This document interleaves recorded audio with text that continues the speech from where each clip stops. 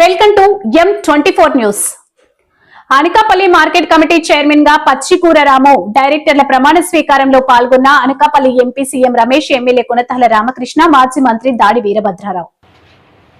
Anakapalli market committee chairman గా పచ్చికూర రాము, డైరెక్టర్ల ప్రమాణ స్వీకారం పాల్గొన్న Anakapalli MP CM Ramesh, MLA Konathala Ramakrishna, మాజీ మంత్రి దాడి వీరభద్రరావు. కామెంట్స్: అనకాపల్లి ఎన్టీఆర్ మార్కెట్ యార్డ్కి పూర్వ వైభవం తీసుకొచ్చేలా కృషి. కూటమి పార్టీ నాయకులంతా కలిసి ఉంటూ అభివృద్ధి సాధిస్తాం. ప్రధానమంత్రి నరేంద్ర మోదీ సహకారం, సీఎం చంద్రబాబు నాయుడు, ఉప ముఖ్యమంత్రి పవన్ కళ్యాణ్ చొరవతో రాష్ట్రానికి పరిశ్రమలు, భారీ పెట్టుబడులు వస్తున్నాయి. ప్రతిపక్ష నాయకుడు జగన్మోహన్ రెడ్డి ఎన్ని పన్నాగాలు పన్నినా ఆంధ్రప్రదేశ్ అభివృద్ధిని అడ్డుకోలేరు.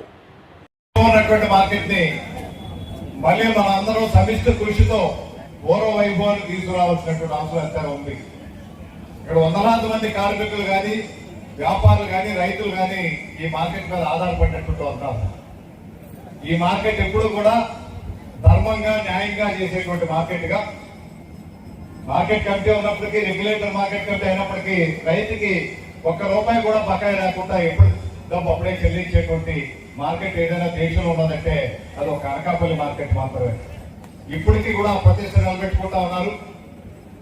అందుకే ఈ విశాలమైనటువంటి స్థలాన్ని ఉపయోగించాలనేటువంటి ఆలోచనతోనే ఈ మధ్యన అధికారులతో కూర్చొని, మార్కెట్ డైరెక్టర్తో కూర్చొని ఈ మార్కెట్, ఈ బెల్లం మార్కెట్ తో పాటు ఇతర మార్కెట్లు కూడా ఇక్కడ తీసుకురావాలనేటువంటి ఆలోచనతో ఒక రైతు బజార్ అన్నది, ఒక ప్రతిష్టాకరమైనటువంటి రైతు బజార్ మన విశాఖపట్నంలో తప్పితే మన గ్రామీణ ప్రాంతంలో ఇప్పుడు అనకాపల్లి జిల్లా రైతు బజార్ లేవు.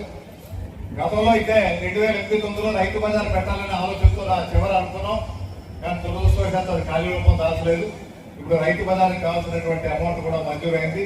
మాకు కావాల్సినటువంటి బిల్డింగ్స్ కావాల్సిన అన్ని కూడా మౌలిక సదుపాయాలన్నీ కల్పించి త్వరలోనే అక్కడ రైతు బజారు ఏర్పాటు చేయడం, అదేవిధంగా రైతు బజార్తో పాటు మీకు కాయగూరలు, అదేవిధంగా మీకు ఫలాలు, తర్వాత ఫిష్ మార్కెట్, అన్ని మార్కెట్లు కూడా ఇక్కడ సమృద్ధిగా ఉంది.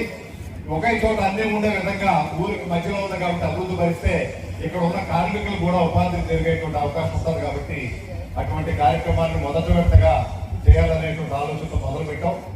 ఇప్పుడు వచ్చినటువంటి సభ్యులు కూడా ఈ రోజున మన ముఖ్యమంత్రి గారికి నా హృదయపూర్వక అభినందనలు తెలియపరుస్తున్నా. ఈ కమిటీ వారికి అంగీకరించి వారు వేసినందుకు, అదేవిధంగా ఉప ముఖ్యమంత్రి గారు పవన్ కళ్యాణ్ గారు ముఖ్యంగా రైతు పక్షపాతిగా, రైతు బాగుండాలి, రైతు ఆదాయం పెంచాలి, రైతు ఆదాయం మరింతగా పెరగాలని నరేంద్ర మోడీ గారు ప్రధానమంత్రిగా రైతుకు వచ్చే ఆదాయాన్ని 2 ఇంతలు చేయాలి అంటే గతంలో కంటే పోలిస్తే చాలా తగ్గిపోయింది. నేను మొన్నే కాగితాలు చూస్తే సుమారు 7 లక్షల బెల్లం దమ్ములు వచ్చాయని తెలుస్తారు గత ఏడాది. అంతకుముందు 40 లక్షలు బెల్లం దమ్ములు వచ్చేటువంటి పరిస్థితి నుంచి అట్లా తగ్గిపోయింది. దాన్ని తిరిగి పెంచాల్సిన అవసరం. ఈ మార్కెట్ చాలా ఆయుపట్టుగా, గుడ్డుగా, అనకాపల్లి గుడ్డుగా లాంటిది.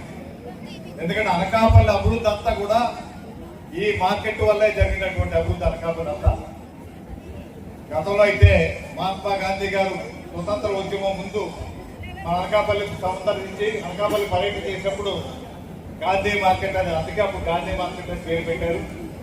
దాని నుంచి వర్తకులంతా వర్తక సంఘాన్ని స్థాపించి అనకాపల్లిలో జరిగే ప్రతి కార్యక్రమం ఈ బెల్లం వ్యాపారం మీద వచ్చినటువంటి సందర్భం మీద వచ్చినట్టు 5 పైసలు తీసుకుని ₹100కి దాని మీద ఈ కాలేజీ కానీ, హై స్కూల్ కానీ, హాస్పిటల్ కానీ, బహుశా నాకు తెలిసి కాకినాడ తర్వాత విశాఖ విక్టోరియా హాస్పిటల్ మధ్యలో ప్రసూతి హాస్పిటల్ ఇక్కడ ఒకటే ఉంది. అది కూడా వర్తక సంఘం వాళ్ళు నిర్మించినటువంటి హాస్పిటల్. అదేవిధంగా ఏఎంఎం కాలేజ్ కానీ ఎంత ప్రతిష్టతో అనకాపల్లి, ఎందుకంటే గాంధీ గారి పిలుపు మేరకు ప్రభుత్వం మీద ఆధారపడకుండా స్వయం కృషితో స్వతహాగా ఎవరికి వాళ్ళే అభివృద్ధి చెందాలనే నినాదంతో ఆనాడు కోరుకొండ లింగమూర్తి గారు స్థాపించి ఇటువంటి ఉజ్వల భవిష్యత్తుని అనకాపల్లికి తీసుకొచ్చినటువంటి మహనీయుడు. అదే కాలక్రమేణా మనకి అనకాపల్లి యార్డ్ మన మాజీ మంత్రి దాడి వీరభద్రరావు హయాంలో ఇక్కడ ఎన్టీఆర్ మార్కెట్ యార్డ్ స్థాపించబడ్డది. 30 సువిశాలమైనటువంటి మార్కెట్ యార్డ్ ఇక్కడ జరిగింది. మొన్ననే మార్కెట్కి వచ్చినప్పుడు చంద్రబాబు నాయుడు గారికి, పవన్ కళ్యాణ్ గారికి, వారికి కూడా ప్రత్యేక ధన్యవాదాలు తెలియజేసుకుంటున్నా. వారు ఈ మార్కెట్ కమిటీకి ఏదైతే అనకాపల్లి మార్కెట్ కమిటీ అనేది తరతరాలుగా పూర్వం నుంచి కూడా ఒక మంచి పేరు ఉంది. ఇక్కడ బెల్లం మార్కెట్ కూడా ముందు నుంచి కూడా దేశంలోనే ఒక మంచి పేరుంది. దాన్ని ఏ విధంగా అభివృద్ధి చేసడానికి ఇక్కడ ఉండే నాయకులందరూ కూడా మేమందరం కూడా తోడ్పాటుగా మేము ఉంటామని చెప్పేసి ఈ రైతుకు ఏ విధంగా మేలు జరగాలి, ఈ మార్కెట్ కమిటీకి ఏ విధంగా ఆదాయం తీసుకురావాలి, ప్రతి ఒక్కరికి కూడా మంచి జరగాలనే ఉద్దేశంతో ఈరోజు ముఖ్యమంత్రి గారు ఎమ్మెల్యేలు ఇక్కడ నుంచి ఎన్నుకోవడం జరిగింది. మాకు మీకు ఏ సహకారం కోరినా కూడా ఇక్కడ ఉండే వేదికపై ఉన్న నాయకులు అందరూ కూడా ఉన్నాం, పెద్దలందరూ కూడా ఉన్నారు. తప్పకుండా ప్రతి విషయంలో కూడా మీకు తోడ్పాటుగా ఉంటాం. ఈ మార్కెట్ కమిటీని ఏ విధంగా డెవలప్ చేసడానికి కొంతమంది పెద్దలు దారులు గారు చెప్పినట్లు, మన ఎమ్మెల్యే గారు చెప్పినట్లు ఈ మార్కెట్ కమిటీలో రైతు బజార్ ఏ విధంగా తీసుకురావాలి, అలాగే అన్ని కూడా మార్కెట్లో రైతు ప్రజలకు అందరూ కూడా అనకాపల్లి ప్రజలకు కూడా అందుబాటులో ఉండడానికి ఏ విధంగా చేస్తే సరిపోతుందో ఆ విధంగా కృషి చేస్తామని తెలియజేస్తూ నేను ఒకటి చెప్తున్నా. కూటమి ప్రభుత్వం మననే చూసాం. ఇక్కడ పెద్దలు వీరభద్రరావు గారు, బాలకృష్ణ గారు, ఇలా గోవింద్ గారు, మన బీజేపీ నుంచి పరమేశ్వర్ గారు ఉన్నారు. వీళ్ళందరూ ఇలా కలిసికట్టి పనిచేస్తే అనకాపల్లిలో ఏదైనా మనం సాధించుకుంటామా లేదా అని చెప్పేసి నేను తెలియజేస్తున్నాను. ఎందుకంటే మనం అందరం కలిసి పనిచేస్తే 67,000 మెజారిటీ వచ్చింది. ఇక్కడ చాలా పరిశ్రమలు రాబోతున్నాయి. దాంట్లో కూడా ఇప్పుడు చెప్పినట్టు ఈరోజు ఆ పరిశ్రమలో ఎలాంటి పరిశ్రమలు వస్తున్నాయంటే ఎక్కువ మళ్ళీ మహిళలే అక్కడ ఉద్యోగం చేసే విధంగానే పరిశ్రమలు మన ముఖ్యమంత్రి, ప్రధానమంత్రి గారు తీసుకొని వస్తున్నారని చెప్పేసి మీకు తెలియజేస్తున్నా.